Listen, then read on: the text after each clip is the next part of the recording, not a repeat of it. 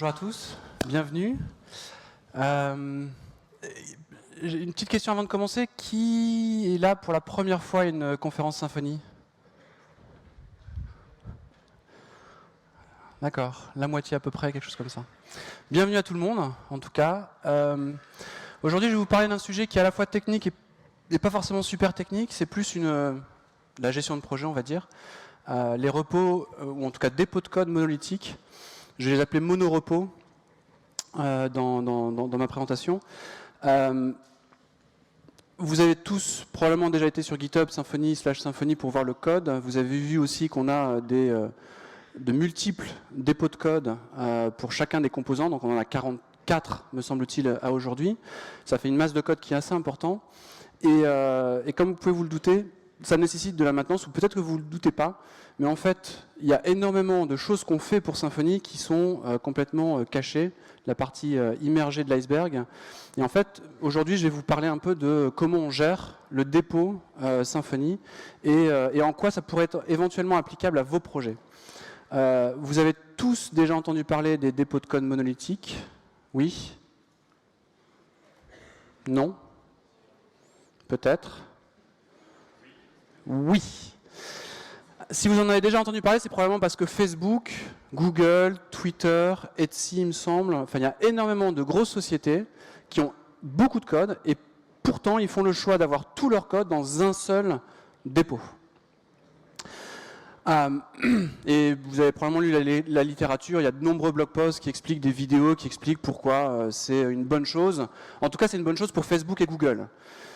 Je ne suis pas Facebook, je ne suis pas Google, vous l'êtes peut-être pas, je ne sais pas s'il y a des gens de Facebook ou Google dans la salle, mais en tout cas, la plupart d'entre nous, on ne travaille pas pour des sociétés qui ont ces problématiques-là. Et donc, généralement, on se dit, ok, très bien, ça marche peut-être pour eux, mais c'est des gens qui sont très spéciaux, qui ont des besoins très spéciaux, on n'a probablement pas les mêmes besoins. Et donc, ce n'est pas forcément quelque chose qui est très intéressant pour le commun des mortels.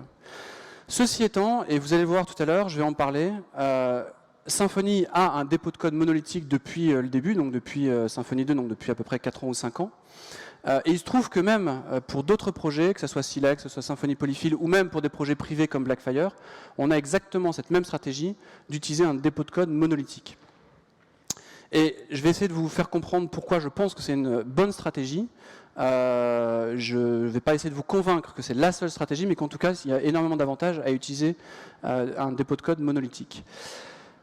Dans la salle, les gens qui sont développeurs, chefs de projet, en tout cas qui ont des projets web, combien d'entre vous ont plusieurs projets dans leur société? En tout cas, ils gèrent plusieurs projets en parallèle. Ok, on a quasiment 80-90%. Combien d'entre vous stockez l'ensemble de ces projets dans un seul dépôt? Donc j'ai mon ami Blackfire devant moi, et c'est tout. Ouais, un deuxième ami Blackfire, merci. Ok. Est-ce qu'il y a des gens qui se sont déjà posé la question de migrer tous leurs repositories, tous leurs dépôts de code dans un seul dépôt de code? D'accord, quelques-uns. Est-ce que les gens qui sont justement et qui ne se sont jamais posé la question, est-ce que vous avez trouvé des inconvénients à avoir plein de petits repos dans tous les sens pour tous vos projets? Ok. Alors,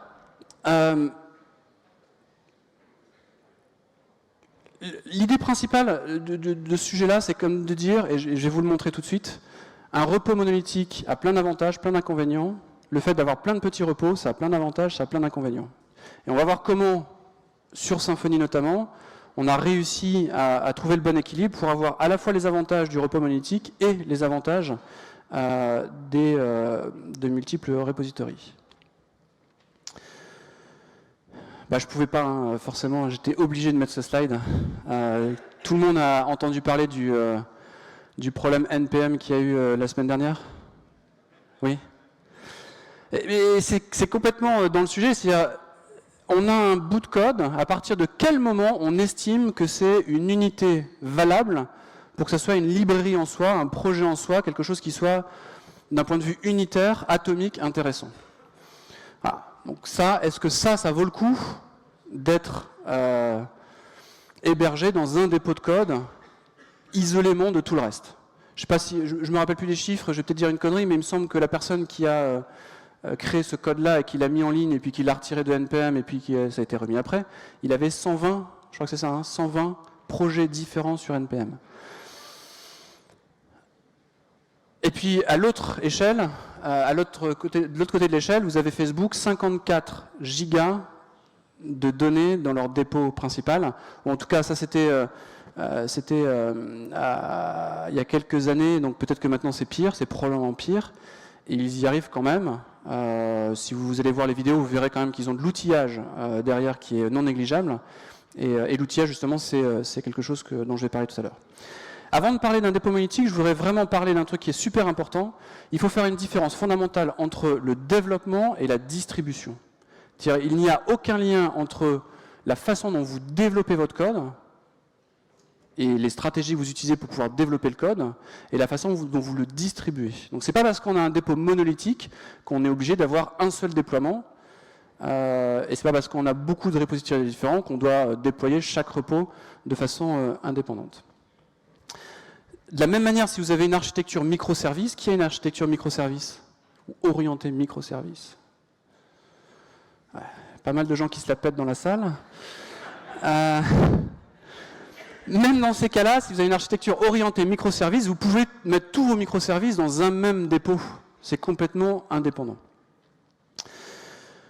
Ça veut dire aussi qu'avoir un dépôt monolithique, ce n'est pas lié au fait d'avoir du code qui est fortement couplé.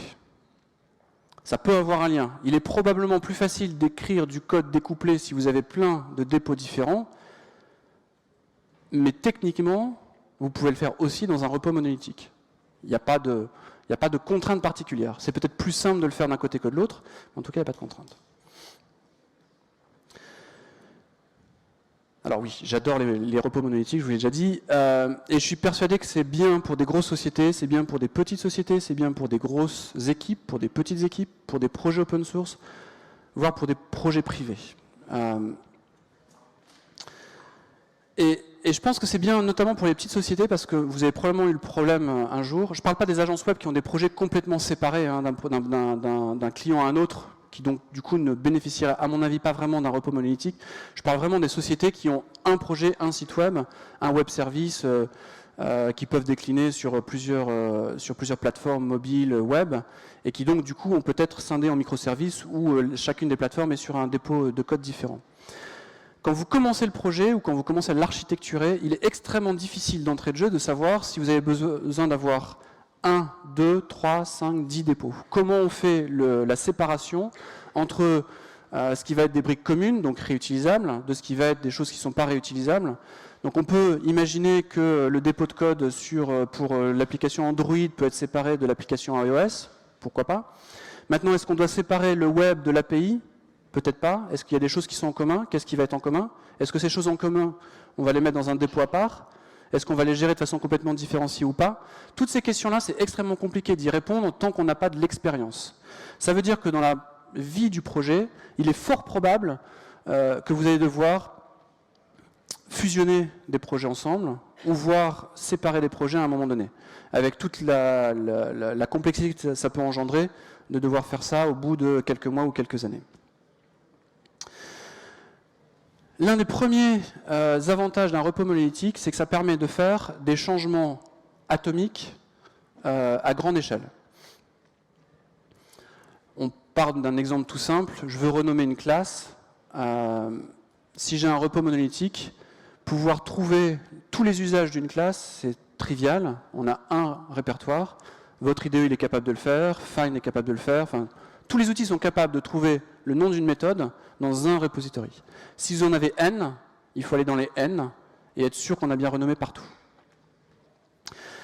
Jusqu'à, donc ça c'est un exemple assez simple, assez trivial, mais si vous avez une API interne que vous n'exposez pas en externe et vous voulez faire une évolution de l'API et donc trouver les anciens usages de ce qui est obsolète pour pouvoir les changer, de la même manière si vous avez un repo monolithique, extrêmement facile de trouver tous les usages, de les changer de façon complète et de s'assurer que vous avez couvert l'ensemble du scope fonctionnel avec confiance. Quelque chose qui arrive assez souvent sur Symfony, les standards de codage. On s'en fout un peu, mais c'est juste pour l'exemple. Si vous voulez changer les standards de codage, ou si vous voulez les mettre à jour, ou si vous voulez fixer un certain nombre de problèmes qu'il peut y avoir, dans un repo comme Symfony, trivial. Une pull request, on a fait l'ensemble des changements, on applique, on l'a partout. Imaginez qu'on n'ait pas ce repos monolithique, mais qu'on ait 44 repos différents, dépôts différents. Ça veut dire qu'il faut 44 pull requests pour pouvoir modifier les standards de codage. Autant vous dire que ça me fait profondément CH de merger des pull requests sur ce sujet. En merger une, ça va. En merger 44, ça devient extrêmement pénible. Donc tous ces changements qui n'ont pas forcément un impact extrêmement important sur le code, mais qu'il faut faire parce qu'en termes d'hygiène, c'est important, beaucoup plus facile de le faire dans un repos monolithique, de le faire dans N repos, les uns à la suite des autres. Ça simplifie le code review à plein de niveaux, et notamment quand il faut faire des coordinations. Si vous avez des bibliothèques que vous réutilisez dans plusieurs projets, un projet utilise la bibliothèque A, on va dire. Pour pouvoir faire une évolution dans votre projet, il faut faire une évolution dans la bibliothèque A. Si vous avez deux repos différents, ça veut dire qu'il faut faire une pull request dans le repos A avant de pouvoir la merger et puis pouvoir faire le changement dans le repos B, je vais en parler juste après. Si vous avez un repos monolithique, tout est au même endroit. Donc dans la même pull request, vous avez le changement dans la librairie, qui est réutilisable, plus les changements partout dans tous les autres projets, et donc vous êtes sûr que tout va bien se passer parce que vous avez tout à un seul endroit, vous êtes capable de tester, de faire la code review super facilement. C'est aussi vrai, et on va le voir tout à l'heure avec Blackfire, c'est pas limité au PHP. C'est-à-dire si votre projet a du PHP, du JavaScript, du Java, du Go, du Perl, du Python, du Ruby, peu importe, vous pouvez tout mettre dans le même repo, et vous pouvez avoir des changements qui sont à la fois sur le PHP, mais aussi sur les autres langages, et d'avoir quelque chose qui est cohérent. Et faire une code review sur du code qui est cohérent, où on comprend l'enchaînement de ce qui se passe de A à Z, c'est beaucoup plus facile que de prendre de façon isolée une partie du problème et d'avoir plusieurs code reviews à faire. Moins de management, c'est sûr, puisque tout est centralisé. Donc ça veut dire un dépôt Git, ça veut dire probablement une seule queue pour les pull requests, un seul outil pour gérer les tickets, que vous utilisez GitHub, Jira ou peu importe. Donc tout est centralisé, beaucoup plus simple, une seule version de tous les outils. Vous n'avez pas besoin de dupliquer tous vos outils. Ça veut dire aussi que la gestion des dépendances est non existante. Ça, c'est aussi super important. À partir du moment où tout est dans le même repos, tout avance à la même vitesse, donc il n'y a pas besoin de gérer plusieurs versions de vos dépendances internes. J'ai envie de dire, après les dépendances externes, ça c'est autre chose. Et je vais vous raconter une histoire. On a sur Blackfire, donc on a plein de dépendances externes, bien évidemment. On a notamment une dépendance qui est une dépendance Sensio Labs, qui est une dépendance qu'on appelle Toolkit, qui est une dépendance qui est vieille, donc qui n'est pas dans le repos principal de Blackfire. Et à chaque fois qu'on doit faire un changement, c'est la galère. C'est la galère, et on sent qu'il y a un frein. C'est-à-dire qu'on évite à tout prix de faire ce changement parce qu'on n'est pas dans le même dépôt. On est dans un dépôt qui est à côté. Ça veut dire quoi? Ça veut dire qu'il faut faire une pull request dans le dépôt à côté. Il faut qu'il y ait la code review. Si on veut continuer à travailler sur le repos principal, ça veut dire qu'il faut changer le composer pour dire tiens, il faut aller me chercher telle branche où il y a effectivement la modification, faire la modification dans le repos principal, avoir la code review qui est là, avoir le lien avec la pull request à côté, merger la pull request dans le dépôt toolkit, faire une nouvelle release, mettre à jour la pull request dans le premier repos pour mettre à jour la dépendance composer et mettre la nouvelle version, et enfin vérifier que tout ça, ça se passe bien. Ça fait beaucoup de boulot. Si cette dépendance-là était en interne, une pull request, tout à l'intérieur, pas de gestion de dépendance, super facile à faire.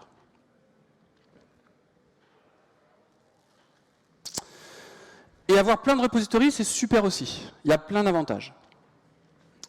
La réutilisabilité, ça c'est le premier qu'on peut voir. C'est-à-dire qu'à partir du moment où on a un code qui est isolé, qui fait une seule chose et qui la fait bien, on est capable de réutiliser cette librairie, ou en tout cas ce bout de code-là, à l'infini, d'en dépendre et de l'avoir un peu sur le côté. C'est-à-dire que c'est un peu une dépendance masquée, comme si c'était une dépendance d'une tierce partie, juste elle est interne. Donc la partie réutilisabilité, c'est sûr que c'est un très gros avantage par rapport à avoir un gros dépôt où on a tout à l'intérieur. D'ailleurs, by the way, je le dis maintenant parce que je ne sais pas si je vais l'oublier après, mais Subversion gérait ça super bien.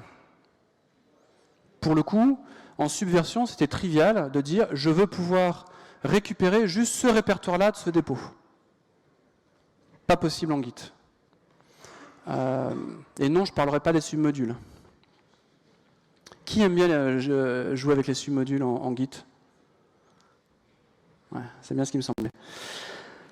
Le deuxième avantage d'avoir plein de dépôts, c'est qu'ils ont des tailles, j'allais dire à taille humaine. C'est-à-dire qu'on est capable, en un clin d'œil, de voir exactement de quoi il s'agit. Le nombre de classes, le nombre de fichiers, il est limité. Il y a probablement une description qui donne exactement le but de la librairie. Donc avoir des repositories qui soient petits, ça peut avoir un avantage en termes de lisibilité du code et lisibilité de ce que ça fait. Et puis ça permet aussi d'avoir des frontières qui sont très claires. Donc ça, c'est un avantage et un inconvénient. Je pense qu'une fois que le projet est mature, c'est un avantage, puisqu'on a des délimitations très claires entre chacune des parties du projet. Quelque chose auquel on passe pas forcément, mais le contrôle d'accès. Si on a, et notamment si on utilise GitHub, aujourd'hui on donne accès au repo en entier ou on ne donne pas accès au dépôt. Enfin, c'est subversion ce que je viens de vous dire, hein, c'est-à-dire que quand on fait un clone, on clone l'entièreté du dépôt, donc on a tout le code. Ce qui a des avantages, on en parlera tout à l'heure, mais ça peut avoir des inconvénients, notamment si vous travaillez avec des sous-traitants, vous n'avez pas forcément envie que le sous-traitant ait accès à l'ensemble de votre code. Le fait d'avoir des repositories, des dépôts qui sont indépendants, vous permet de donner exactement l'accès à ce que vous voulez. Et puis, dernier point, l'intégration continue. J'ai mis un point d'interrogation parce que je pense que c'est à la fois un gros avantage du dépôt monolithique et un gros avantage des multi-repos. Le fait d'avoir une CI sur un repos complet, ça veut dire qu'on est capable à chaque pull request de pouvoir jouer l'ensemble des tests et d'être sûr qu'il n'y ait pas de régression et qu'il n'y ait pas d'effet de bord nulle part. Ça, c'est l'avantage. L'inconvénient, c'est que même si vous avez un changement de code qui ne concerne qu'une toute petite partie, vous allez exécuter l'ensemble de vos tests. Ou si vous n'exécutez pas l'ensemble de vos tests, ça veut dire qu'il faut aller configurer votre CI pour qu'en fonction des changements qui ont eu lieu dans tel ou tel répertoire, vous lancez que tel ou tel test, ce qui est aussi possible, mais qui demande de la configuration et qui demande de l'outillage un peu plus important que ce qu'on est capable de faire par défaut avec un Jenkins ou un Travis ou ce que vous voulez. Et puis bien évidemment, si vous jouez tous les tests sur un dépôt monolithique où vous avez énormément de tests unitaires et d'intégration, ça peut prendre beaucoup de temps. Donc ça peut être un inconvénient.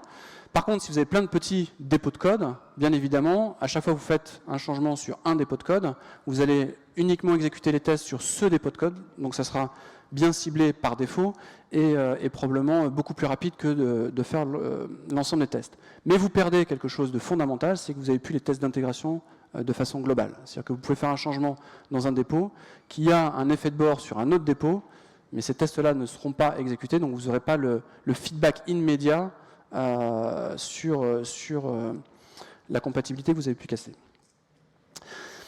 Et à ce stade de la compétition, j'ai envie de dire, on peut voir que ce soit les dépôts monolithiques ou le multi-repos, il y a des avantages des deux côtés. Et donc, j'ai choisi de ne pas choisir et de dire qu'en fait, il faut faire les deux. Il faut faire à la fois le dépôt monolithique et à la fois le multi-repos. Et c'est exactement la stratégie qu'on a adoptée depuis Symfony. Ça fait maintenant 4 ans, un peu plus de 4 ans qu'on fonctionne comme ça. On a le dépôt principal de Symfony, l'ensemble des composants, l'ensemble des bundles sont dans ce repos principal, et puis on a, ce que je vous ai dit tout à l'heure, je crois que c'est 44 dépôts indépendants pour chacun des composants. Pardon. Donc je vais vous parler maintenant comment on est capable de gérer ça. Si vous le voyez de l'extérieur, si vous allez sur Symfony/console par exemple, vous avez et vous pouvez avoir l'impression que c'est un projet qui est géré de façon complètement indépendante de Symfony.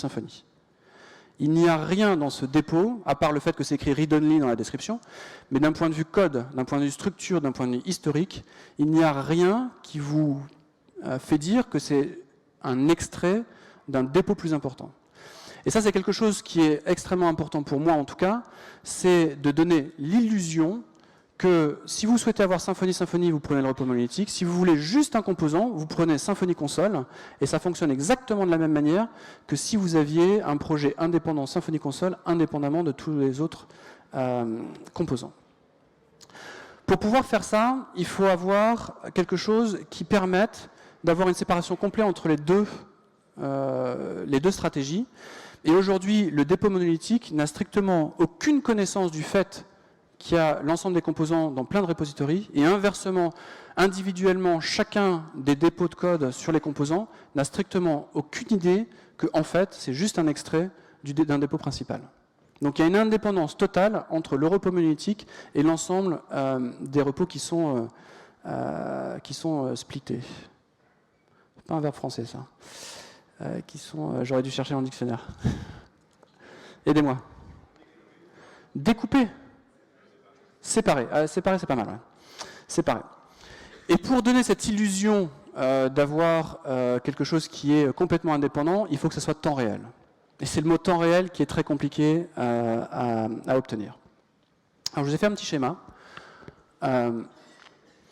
Donc au début, on a un repos avec l'ensemble du code à l'intérieur. Et je veux aussi avoir plein de différents. Et après, c'est comment je fais les changements de code. Est-ce que je les fais en haut, je les fais en bas? Comment je gère les contrôles d'accès? Est-ce que je les fais en haut, est-ce que je les fais en bas? Donc tous les items qu'on a déroulés tout à l'heure, je dois avoir la capacité de le faire en haut ou en bas, à discrétion, en fonction des besoins.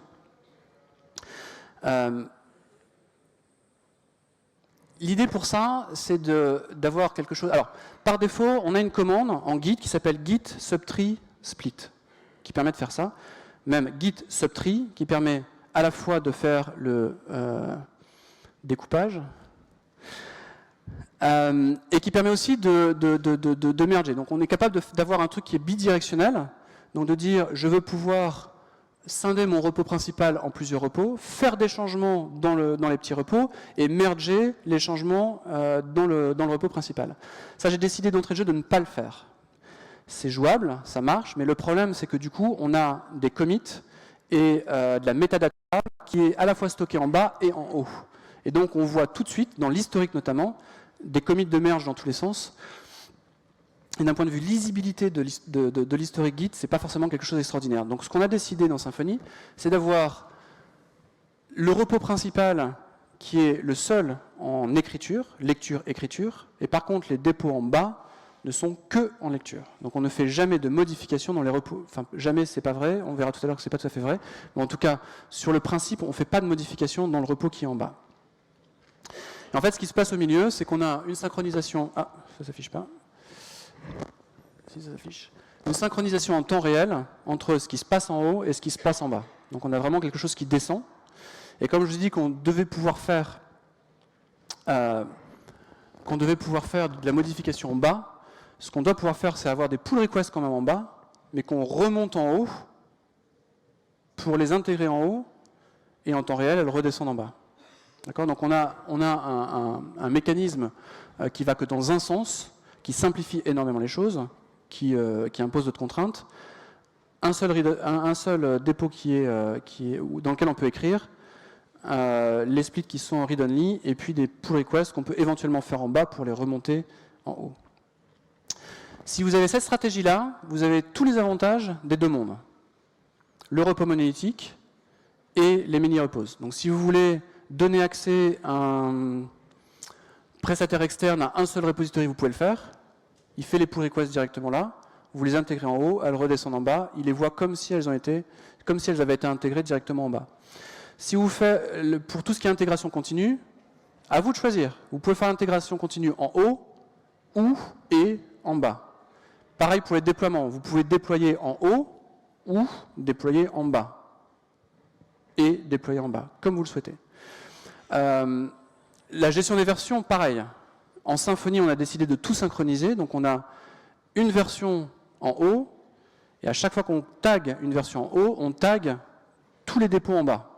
C'est la stratégie qu'on a choisie, mais elle n'est pas obligatoire. Dans Blackfire, on ne fait pas ça. Dans Blackfire, on a un repos principal en haut, les tags, on les fait en bas. Ce qui fait qu'on est capable de déployer le site web indépendamment de l'extension CPHP, indépendamment de l'agent. Ce qui a un sens sur Blackfire, ce qui a moins de sens sur Symfony. Pour que tout ça, ça marche, il faut de l'outillage, parce que sans outillage, c'est assez compliqué. Donc je vais vous parler un peu, donc voilà, ça c'est la réalité aujourd'hui de Symfony. un monorepo, alors apparemment 43 et pas 44, et on a 5 branches qui sont maintenues aujourd'hui en parallèle, 2.3, 2.7, 2.8, 3.0 et master, ça en fait 5, ce qui veut dire qu'on a 220 branches à maintenir, 220 versions différentes à maintenir, ce qui veut dire que quand je fais une release de Symfony, généralement je fais 2.3, 2.7, 2.8, 3.0, ça veut dire 220 tags à mettre. On a commencé donc il y a à peu près 5 ans à faire ça, donc on utilisait Git Subtree Split au début, et on le faisait au début pas en temps réel du tout, on le faisait toutes les nuits. Donc toutes les nuits, on lançait ce process-là. Je vais vous expliquer comment ça marche après. Et ça prenait quelques heures au début, parce qu'on le refaisait, on le faisait comme ça marche par défaut, donc ça prenait quelques heures. Et puis au fur et à mesure qu'on a rajouté du code, rajouté des commits, ça prenait quelques heures en plus, jusqu'à un moment donné où c'était plus tenable, puisque ça prenait plus d'une journée pour faire le split. Donc ça veut dire que quand on arrivait la nuit suivante, on n'avait pas terminé le split de la nuit précédente, donc ça ne marchait plus, pas scalable. Malgré ça, on est passé au fait de pouvoir faire le split à chaque push. Ce que ça nous a apporté à chaque push, c'est que chaque push, donc on a une notification GitHub. GitHub nous dit exactement les répertoires qui ont été changés, donc on savait exactement quels étaient les splits qu'il fallait faire. Donc on a réduit de je split tout le repository toutes les nuits à je split en temps réel, pas vraiment, mais en tout cas en direct, que les répertoires dont on a besoin.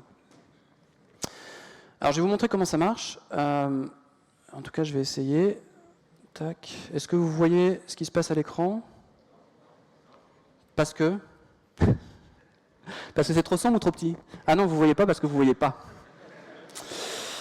Ok, très bien. Alors, on va faire ça comme ça sera plus simple.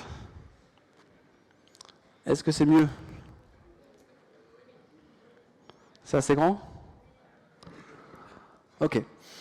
Donc ça, en fait, c'est le repo Symfony, c'est un bare repo, donc il n'y a pas de checkout, il n'y a rien, c'est juste la data. Et ici, si je vous montre les branches que j'ai, vous voyez des branches qui s'appellent split underscore quelque chose, donc ça, c'est tous les subtree splits que j'ai, donc il y en a 400 et des bananes. Et si je fais git branch grep origin, vous allez voir, non, vous n'allez pas le voir. Alors attendez, c'est pas ça que je voulais faire, hop. Voilà, je peux vous faire origine. Voilà. Donc vous avez à la fois le repo principal et à la fois tous les subtree splits. D'accord ? Donc là j'ai un mono-repo dans lequel j'ai aussi tous les many repos. Yes ? Il y a tout à l'intérieur. Tout ça, ça fait 170 mégas. Les 44 subtree splits pour toutes les branches depuis la 2.0. Hein. Donc en fait on en a 440. D'ailleurs, on peut le voir, on peut regarder combien on en a. WC-L, 454 pour être exact. Donc là, j'ai tout le code de Symfony en entier, plus tous les composants, 160 mégas. Comment c'est possible? En fait, quand on fait un split, on demande à Git de dire, voilà, tu vas rejouer tous les commits depuis le départ, et sur chaque commit, tu vas regarder si ce répertoire-là existe. Si le répertoire existe, tu crées un nouveau commit juste pour ce répertoire-là, sinon tu skips, tu passes au suivant. Tout petit peu simplifié, mais c'est à peu près comme ça que ça marche. Donc ce qu'on peut faire, par exemple, c'est, je vais faire un git lstree, j'en sais rien, on va prendre la version 2.0 et on va prendre src, Symfony, component console. Ok. Donc si vous faites un lstree, donc ça vous donne en fait le contenu de ce qu'il y a dans Origin 2.0, donc dans le head d'Origin 2.0, pour le répertoire SRC Symfony console. Okay, et vous voyez qu'à l'intérieur, il y a un tree, un arbre, avec un SHA-1. Tout le monde voit comment ça marche, Git? Qui ne voit pas comment ça marche, Git?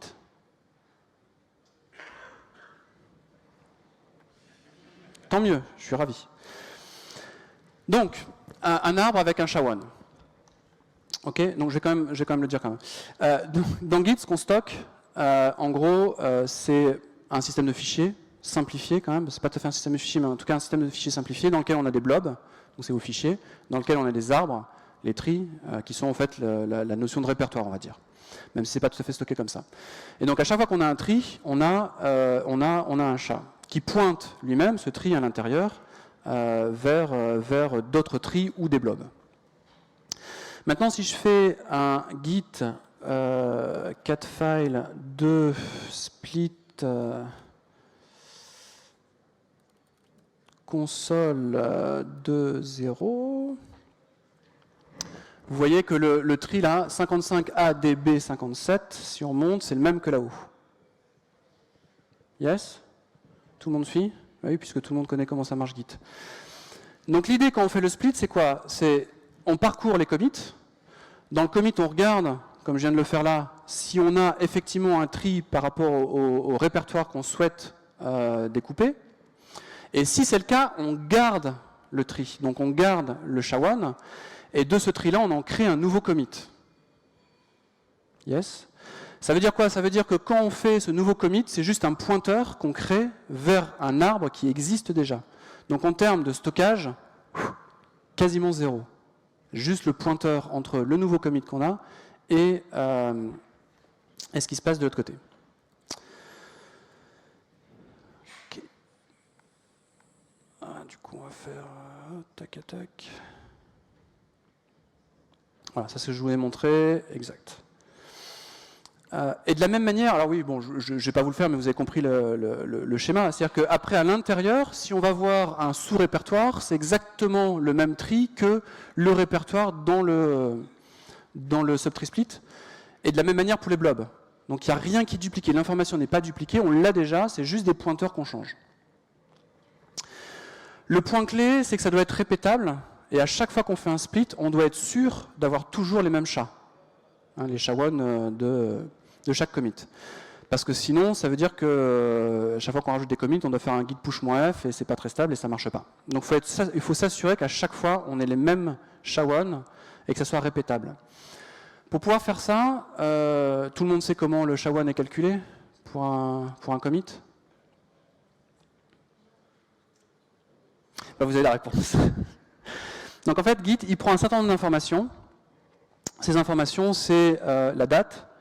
Enfin, il y a plusieurs dates d'ailleurs, parce qu'il y a le committeur et celui qui est l'auteur, le message, le parent. Et c'est ça qui est exprimé ici. Donc je peux vous le montrer rapidos. C'est assez facile à faire. Si je fais %. Voilà. Tac. Ah, celui-là n'existe pas. On va prendre le tri qui est ici. Non, on va prendre ça. Tiens, hop. Voilà. En fait, vous le voyez ici. Donc toutes les informations, vous les voyez. Elles ne sont pas prises dans cet ordre-là, nécessairement, parce qu'il me semble que c'est des \0 à la fin. Mais bon, peu importe. Vous voyez le parent, le tri, l'auteur, la date, et puis le message de commit. À partir du moment où vous vous assurez que ces informations-là sont les mêmes quand vous créez le nouveau commit qui est lié au tri d'origine, vous êtes sûr d'avoir quelque chose qui est répétable et qui aura toujours le même SHA-1 au final. Okay. Alors maintenant, la question c'est, quand je fais un git subtree split from scratch, combien ça prend de temps pour le faire par exemple sur HTTP kernel? À peu près 10 minutes sur ma machine. Donc ça vaut ce que ça vaut, c'est peut-être 8 minutes, c'est peut-être 12 minutes, mais en tout cas, c'est de l'ordre d'une dizaine de minutes pour que Git subtree split soit capable de jouer tous les commits de Symfony, il y en a 25 ou 27 000 aujourd'hui, je crois, de vérifier si HTTP kernel est concerné, de créer les commits, de faire les liens, et puis c'est tout d'ailleurs. Une fois qu'on a fait ça, sur de l'incrémental, c'est-à-dire entre ce qu'on avait avant et puis les nouveaux commits, en gros, ça prend 2 minutes. Ça dépend du nombre de commits, donc c'est juste une moyenne. Autant vous dire que 2 minutes ou 10 minutes, c'est beaucoup trop long. Certaines journées, on peut merger 10, 15, 20 pull requests qui vont toucher à 10, 15, 20 composants. Donc c'est beaucoup trop long. C'est pas scalable. D'ailleurs, j'avais écrit sur le sujet en 2012 où on avait un autre problème, c'est que donc, on n'avait que 60 splits, on en a 440 aujourd'hui, mais on en avait 60 à l'époque. Ça prenait 7 heures pour pouvoir faire un split. Donc 7 heures, c'est beaucoup trop long. Donc le Git subtree split tel qu'il existe dans Git, c'est bien, mais c'est lent et ça ne scale pas. C'est-à-dire qu'à un moment donné, pour vos petits projets, ça marche. Hein, pour un projet comme Silex où il y a 2 subtrees, pas de problème, ça marche. Mais dès que vous commencez à avoir énormément de code et beaucoup de commits, c'est de plus en plus lent et ça ne marche plus. Donc il fallait trouver une solution. Ce qu'on a fait à l'époque, la première optimisation que vous n'avez plus à faire parce que ça a été fait depuis dans Git subtree split, c'est qu'on a changé bêtement bin bash en bin sh. En fait, pourquoi c'est lent Git subtree split? C'est que ça fork énormément de commandes Git. Donc pour pouvoir faire les petites manipulations que je vous ai montrées avec lstree, catfile et ces choses-là, à chaque fois c'est des commandes Git. Et il faut 5, 6, 7, voire quasiment une dizaine de commandes Git par commit. Donc à chaque fois c'est un fork. Donc à chaque fois qu'on fork, plutôt que d'utiliser bash, on utilise sh, le shell directement. Déjà, on avait, je sais, j'ai plus les chiffres parce que ça fait 5 ans, mais c'était très significatif en termes de gain de performance.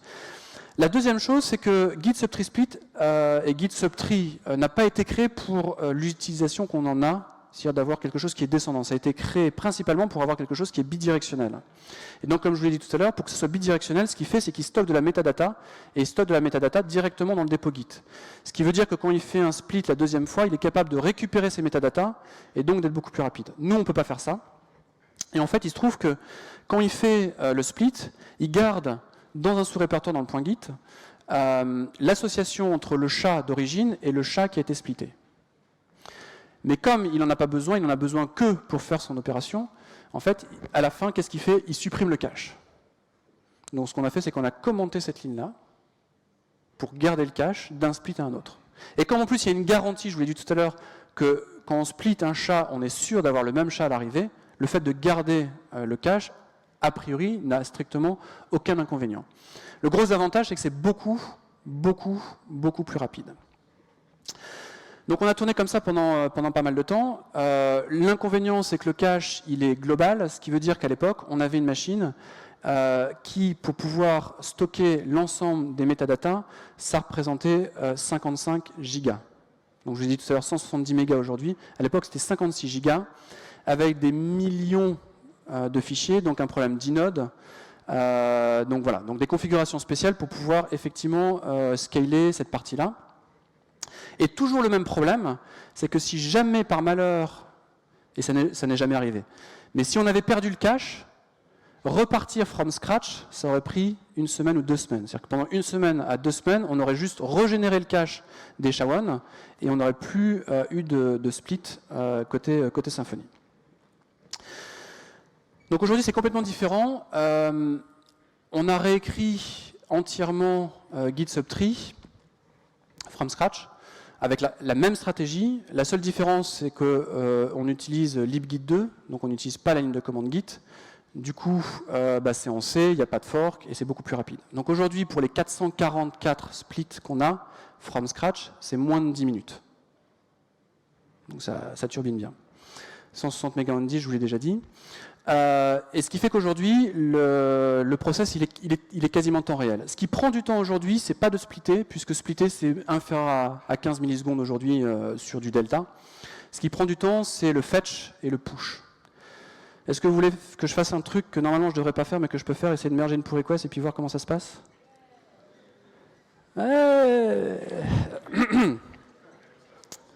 Alors normalement, j'avais mis un petit commentaire sur GitHub pour dire ne mergez pas cette pull request, je vais la merger demain.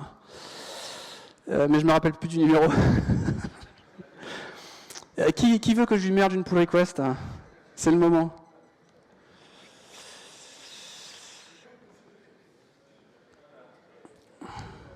Non, c'est pas celle-là, non. Laquelle? Celle-là. Je crois que c'est celle-là.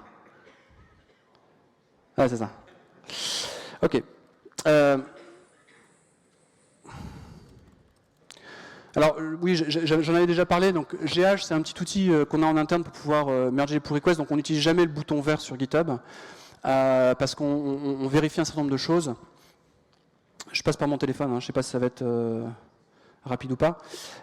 Donc l'idée, en fait, là, on récupère la pull request et surtout, on vérifie que les tests passent bien sur Travis, que les tests passent bien sur AppVeyor, qu'il n'y ait pas de problème avec FabBot, On vérifie que les gens aient bien voté, puisque pour pouvoir merger une pull request, il faut absolument que ça soit accepté par Core Team. Donc là, vous voyez que c'était accepté par Core Team.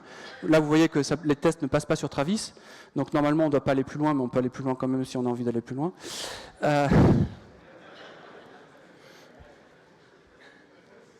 J'aurais peut-être dû choisir un truc où tout était vert. Non, malheureusement, on a encore un peu des tests transients, hein, mais voilà. Et puis surtout, voilà, ce qu'on fait ici, c'est qu'on demande est-ce que c'est une nouvelle fonctionnalité, est-ce que c'est un bug, est-ce que c'est mineur, est-ce que c'est un problème de sécurité. Là, en l'occurrence, c'est mineur parce que c'est des tests qui ont été mis à jour. Ça nous permet aussi de faire le changelog.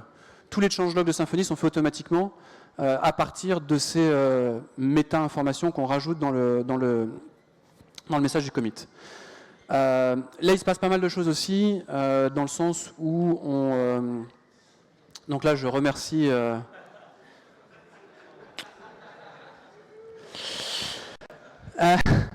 je push le change. Donc là, ça va arriver dans le dépôt principal.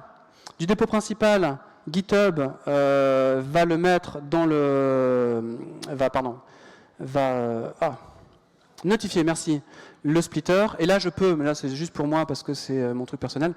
Mais il n'y a pas besoin, hein, c'est juste on monitor et on regarde ce qui se passe côté splitter. Donc vous voyez qu'il fetch, ça va prendre à peu près 15 secondes de fetcher depuis GitHub. Je ne sais pas pour vous, mais moi GitHub depuis 3-4 semaines il est devenu d'une lenteur incroyable. Et attention, et voilà, vous ne l'avez même pas vu. Vous n'avez pas eu le temps de le voir, mais donc ça a pris 530 millisecondes pour pouvoir récupérer les nouveaux commits, les splitter, et puis après on les a pushés. Donc là, si vous allez voir en ligne, on peut y aller, hein, mais c'est sûr. Il faut savoir juste ce qui a été changé. Donc c'est dans le composant form. Symfony form, hop. Qui se rappelle de la branche de 8. Et vous voyez qu'effectivement, on vient de fixer les tests de Xabu. Donc c'est vraiment du temps réel. Il n'y a pas d'attente entre le moment où on l'a mergé dans le repo principal et le moment où ça arrive de l'autre côté. J'aurais espéré quelques applaudissements pour cette superbe démonstration.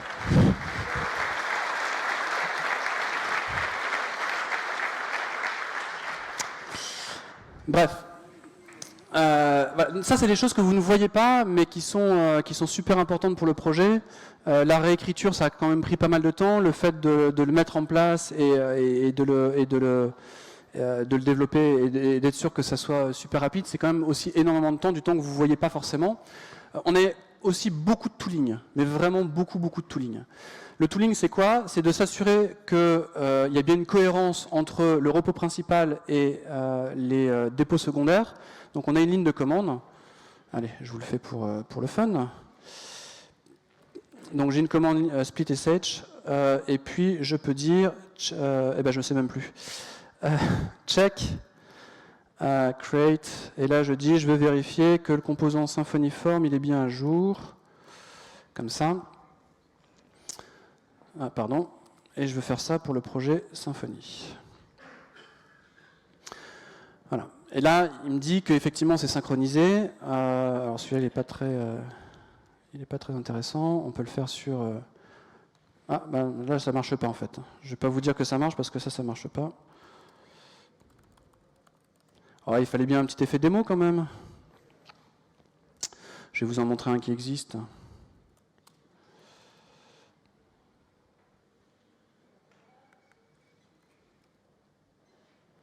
Ah, c'est bizarre.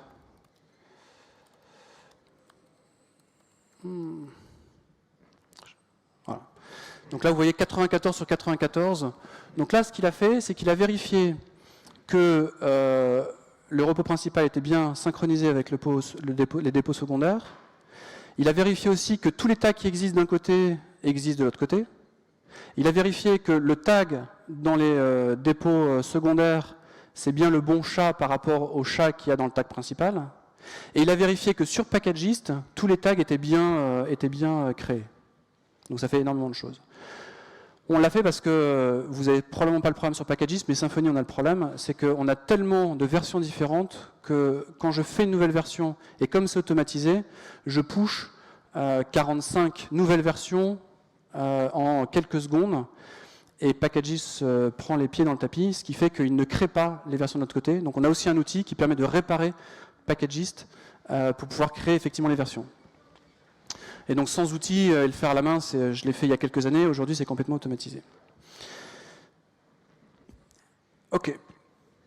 Juste 2 minutes sur Blackfire, juste pour vous dire que ça marche sur Symfony parce qu'on a beaucoup de contributeurs, parce qu'on a beaucoup de repositories différents. Ça marche aussi pour Blackfire. Blackfire, on est 10 développeurs, donc c'est tout petit.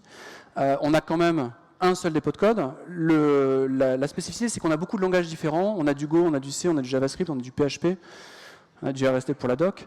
Et en fait, tout ce que vous voyez ici, c'est des dépôts différents. Donc on a un repo monolithique, et puis qui est splitté après, découpé en plein de petits repos.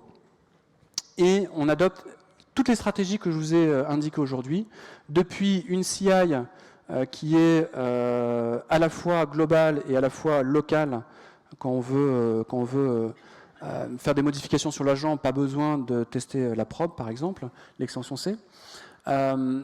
Et puis, on a par contre des tags qui sont différenciés par dépôt, par petit dépôt, plutôt que sur le dépôt principal. On va même plus loin, puisque là, pour Blackfire, en fait, ce qu'on fait, et c'est quelque chose d'intéressant, c'est que pour le moment, ce que je vous ai dit, c'est que quand on a un dépôt principal, on prend un répertoire, et ce répertoire-là, on va le mettre dans un nouveau dépôt. Pour Blackfire, on fait un truc un tout petit peu différent. On a une association NN, c'est-à-dire qu'on est capable de prendre plusieurs répertoires et de les balancer de l'autre côté dans plus sous-répertoires différents. Donc, on est capable de revoir la façon dont les répertoires sont disposés. Et ça, c'est notamment très utile parce qu'on a des choses qui sont communs. Notamment le fait de faire des tests fonctionnels sur l'agent, sur l'extension, par exemple, typiquement sur ça, on a besoin typiquement du SDK.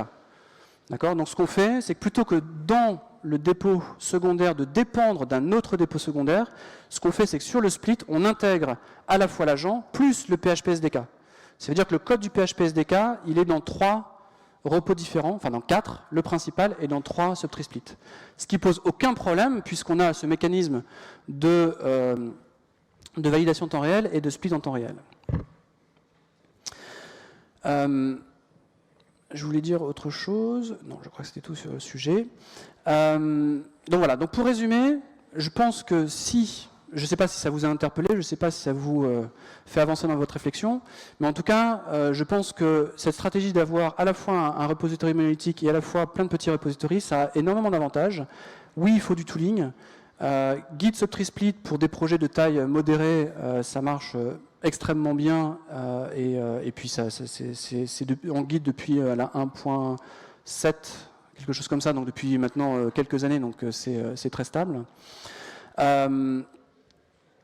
Et puis un dernier mot sur SplitSH. Donc c'est un logiciel que j'ai développé pour Symfony, qui est utilisé aujourd'hui par Blackfire, qui est aussi utilisé par Laravel, puisque Laravel a exactement le même problème. Et donc du coup, maintenant, on fait les splits pour Laravel. On les fait pour PHPBB. Je suis en train de discuter avec Drupal. Donc il y a pas mal de projets qui vont l'utiliser pour pouvoir avoir quelque chose d'efficace. Si vous êtes intéressé, soit pour vos projets open source, soit pour vos projets privés, envoyez-moi un petit email. Je ne garantis rien. Je ne sais pas si c'est un logiciel qu'on va mettre en open source. Je ne sais pas si c'est un logiciel que je vais vendre extrêmement cher. Mais en tout cas, j'aimerais bien avoir du feedback, savoir si effectivement il y a une demande, si ça vaut le coup d'aller plus loin. Parce qu'il y a une grosse différence entre un outil qu'on utilise en interne et puis un outil qu'on donne à l'extérieur en termes de documentation, de polish, de edge case, etc. C'est pas tout à fait la même chose. Donc j'aimerais bien avoir du feedback pour savoir si c'est un sujet qui est intéressant pour certains d'entre vous. Voilà, merci beaucoup et puis bonne conférence.